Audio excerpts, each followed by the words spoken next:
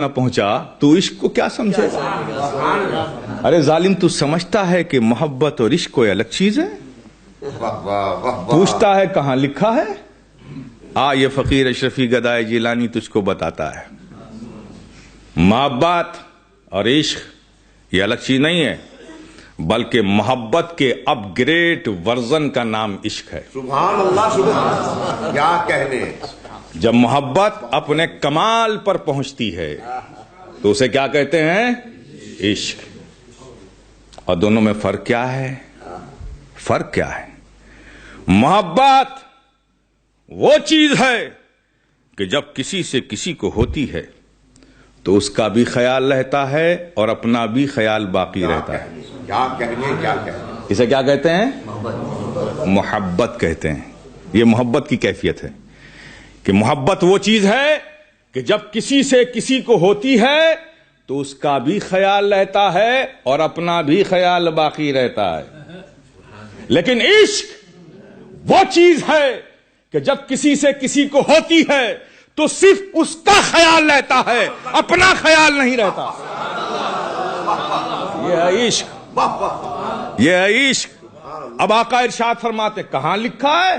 اب آقا ارشاد فرماتے ہیں لن یؤمن احدکم حتی اکون احب الیہ من نفسہ، تم میں کا ہرگز کوئی مومن نہیں ہو سکتا جب تک کہ وہ اپنی جان سے زیادہ مجھے نہ چاہے۔ تو بولو، انصاف سے بولو، ارے جان سے زیادہ کسی کو چاہنے کے لیے محبت چاہیے کہ عشق؟ یہ تو عشق کا کمال ہے کہ جب کسی سے ہوتا ہے تو صرف اس کا خیال رہتا ہے، اپنا خیال نہیں رہتا۔ میرے پیارے، بحمدہ تعالی یہ بزرگوں کا فیضان ہے۔ جو ایمان ہمارے سینوں میں ہے وہ بزرگوں کا فیضان ہے، نسبتوں کا فیضان ہے کہ نبی پر درود و سلام محبت سے پڑھنا، نبی سے محبت، تعظیم و ادب سینوں میں رکھنا، یہ بزرگوں کے فیضان و صحبتوں کا نتیجہ ہے۔ اور ویسے بھی میں دیکھتا ہوں یہ لوگ بڑے ہوشیار ہیں۔ یہ آج کل کہاں لکھا ہے یہ بڑا کنسپٹ چل رہا ہے، کہاں لکھا ہے۔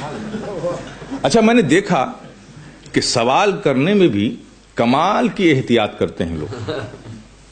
یہ کہاں لکھا ہے یہ ہمارے علماء سے نہیں پوچھیں گے، کمال کی غضب کی احتیاط پوچھیں گے کس سے؟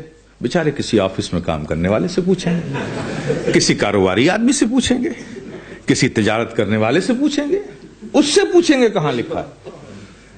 ارے ظالم، پوچھنا ہے تو ان علماء سے پوچھ کہاں لکھا ہے، یہ بتائیں گے کہ کہاں لکھا ہے۔ اچھا چل، تیری عادت ہی ہے پوچھنے کی، تو ہم غریبوں سے کیا پوچھتا ہے؟ کیا کہنے۔ کہاں لکھا ہے پوچھ سکتا ہے؟ چل پوچھ پوچھ سکتا ہے تو پوچھ، سیدنا صدیق اکبر سے پوچھ۔ کیا کہنے، سبحان اللہ، سبحان اللہ۔ ارے ہے ہمت تو پوچھ، سیدنا عمر فاروق سے پوچھ۔ ارے پوچھ سکتا ہے تو پوچھ، مولا علی مشکل کشا سے پوچھ۔ ارے پوچھ سکتا ہے تو پوچھ، حضرت عثمان غنی سے پوچھ۔ پوچھ سکتا ہے تو پوچھ، حضرت طلحہ ابن زبیر سے پوچھ۔ ارے پوچھ سکتا ہے تو پوچھ، حضرت بلال سے پوچھ۔ پوچھ سکتا ہے تو پوچھ، عبداللہ ابن مسعود سے پوچھ۔ ارے پوچھ سکتا ہے تو ان سے پوچھ کہ نبی ہیں، وضو فرما رہے ہیں اور صحابہ پروانوں کی مانند چاروں طرف کھڑے ہیں۔ نبی نے پانی لیا، دست رحمت دھویا، پانی کے قطرے نبی کے جسم پاک سے جدا ہوئے۔ وہ قطرے زمین کی طرف آنا ہی چاہتے تھے کہ ایک صحابی نے دونوں ہاتھوں کو بڑھایا اور پانی کے ہر قطرے کو اپنے چلوؤں میں لے لیا اور پی لیا۔ پھر نبی نے دستے کرم دھویا، پھر پانی کے قطرے زمین کی طرف جانا ہی چاہتے تھے کہ دوسرے صحابی نے دونوں ہاتھوں کو بڑھایا، پانی کے ہر بوند کو ہتھیلیوں میں لیا اور لی کر اسے چہرے پر ملا۔ نبی وضو فرماتے جا رہے ہیں اور صحابہ پانی کے ہر قطرے کو لے کر کوئی پی رہا ہے، کوئی سروں پہ ڈال رہا ہے، کوئی سینے پہ مل رہا ہے، کوئی آنکھوں سے لگا رہا ہے، اور زمین تمنائی نظروں سے صحابہ کو دیکھ رہی ہے۔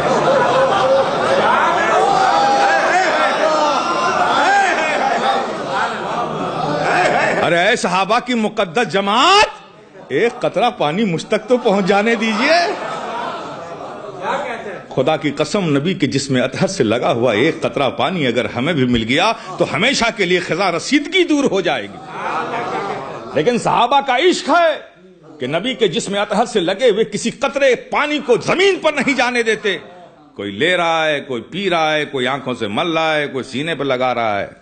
پوچھنا ان سے، پوچھ کہ اے صحابہ کی مقدس جماعت، یہ جو نبی کے وضو کے پانی کو لے کر آپ نے پیا، سینے پہ ملا، سر پہ ڈالا، آنکھوں میں لگایا، ایسا کرنا کہاں لکھا تھا؟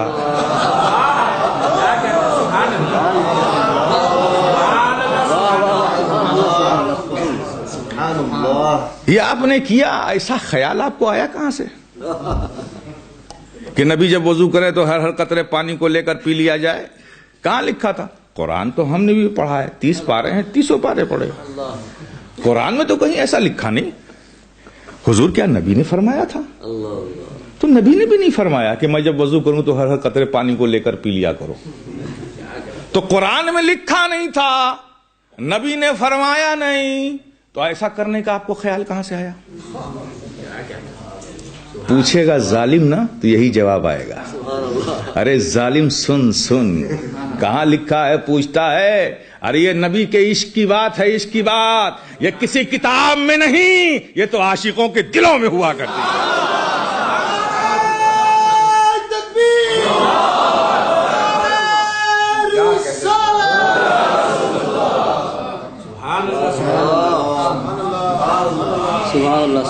لیکن بحمدہ تعالی اللہ کا شکر احسان ہے کہ ہم نبی کے وفادار غلام ہیں۔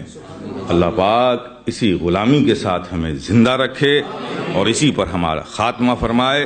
وآخر الدعوانا الحمدللہ رب العالمین۔